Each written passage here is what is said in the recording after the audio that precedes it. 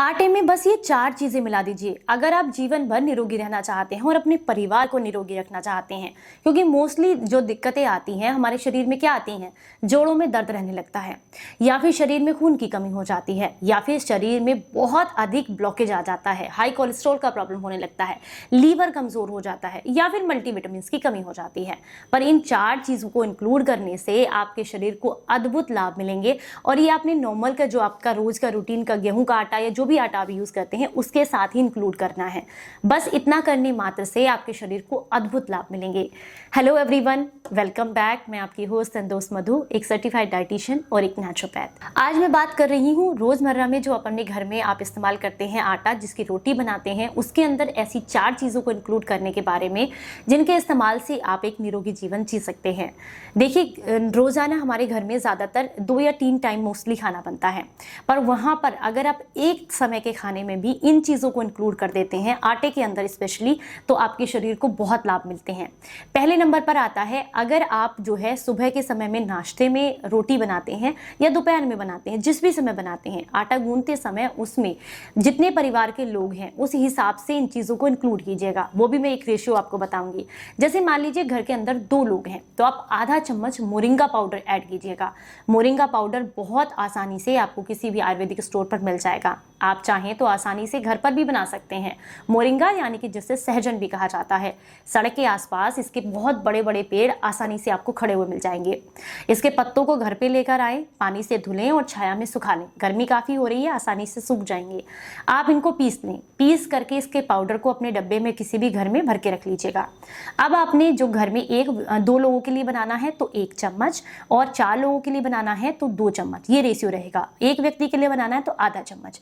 इस तरीके से आपने दिन में एक बार किसी भी समय अपने आटे में इसको डालना है। ये बेनिफिट देगा आपको, मल्टीविटामिन खाने से बचाएगा, क्योंकि मोरिंगा के अंदर कैल्शियम अच्छी मात्रा में है, मैग्नीशियम है, पोटेशियम है, आयरन है, फाइबर है, बहुत सारे ऐसे पोषक तत्व हैं जो कि आप मल्टीविटामिन से लेते हैं। वो पूरी डोज आपकी कंप्लीट हो जाएगी पूरे दिन के लिए, अगर आप आधा चम्मच मोरिंगा पाउडर अपने आटे में इंक्लूड कर लेंगे। और आपको बता दूं, जब आटे में इसे इंक्लूड करेंगे तो इसके कोई अलग से टेस्ट नहीं आता है, बहुत ज़्यादा आपको नॉर्मल जैसा ही लगता है। दूसरी जो चीज़ है वो है अजवाइन। अगर आप ये चाहते हैं कि खाना बहुत जल्दी पचे और रोटी आपको नुकसान ना दे, खासकर कुछ लोग कहते हैं कि गेहूं की रोटी खाने के बाद पेट में ब्लोटिंग बहुत होती है, तो ऐसे लोगों को तो स्पेशली इसके अंदर 1/4 चम्मच अजवाइन को हाथ से रगड़कर इंक्लूड जरूर करना चाहिए। अजवाइन आपके खाने के पचने की जो प्रक्रिया है उसको बहुत तेज कर देती है।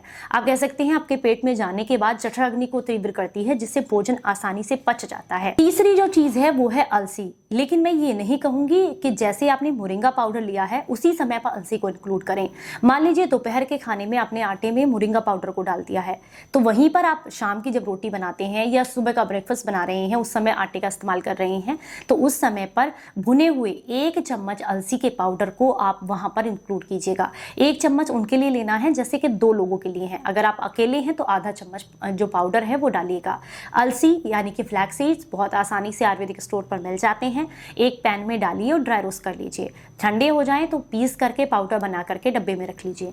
अब इसे आपने रोजाना थोड़ा थोड़ा इंक्लूड करना है। अगर आटे में नहीं डाल सकते हैं तो किसी भी समय आप इन जो बीज है बिना पीसे भी इनको चबा कर खा सकते हैं, आधा चम्मच। ये आपके शरीर को बहुत लाभ देंगे। इनमें ओमेगा 3 फैटी एसिड्स होते हैं, स्पेशली आपकी स्किन को बहुत हेल्दी रखते हैं। आपको जो समय से पहले चेहरे पर बुढ़ापा आता है ना, वो प्रॉब्लम नहीं होती है, एंटी एजिंग का काम करते हैं।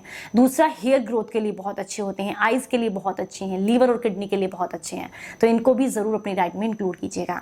चौथे नंबर पर आती है उन लोगों की समस्या जो कि ये कहते हैं कि हमें खाना बिल्कुल भी नहीं पचता है, हम परेशान हो गए हैं, गेहूं तो हमें सूट ही नहीं करती है। तो आप क्या कीजिए, 1 कटोरी आपने गेहूं का आटा लेना है और साथ में आपने आधी कटोरी पपीते का पेस्ट लेना है। कैसे तैयार होगा, कच्चा पपीता लेना है आपने, उसे छील करके छोटे टुकड़ों में काट ले, थोड़ा सा पानी डाले 1 या 2 चम्मच, और कुकर में या किसी भी चीज में उबाल लीजिए। बेसिकली उसे उबालना है हल्का सा। जब वो उबल जाएगा तो उसको ठंडा कर लें, बाहर निकाल करके। उस पानी को फेंकना नहीं है, इस बात का ध्यान रखें। अब इसको मैश कर लें या मिक्सी में पीस लें। बेसिकली इसका पेस्ट बनाना है आपको। अब इस पेस्ट को आपने आटे में इंक्लूड करना है। थोड़े बहुत अगर पानी की जरूरत पड़ती है तो वही पपीते वाला पानी इस्तेमाल करें।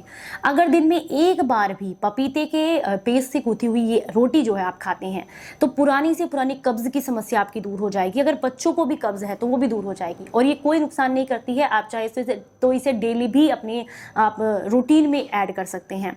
ये आपके आंतों के अंदर जितना भी पुराना गंदा चिपका हुआ मल है उसको निकालेगी, पेट को डिटॉक्स करेगी पूरी तरीके से। आंतों के लिए तो आप कह सकते हैं वरदान की तरह काम करती है, और इसके अलावा भी आपके डाइजेशन को स्ट्रॉन्ग भी बनाती है, आपके गट हेल्थ को इम्प्रूव करती है।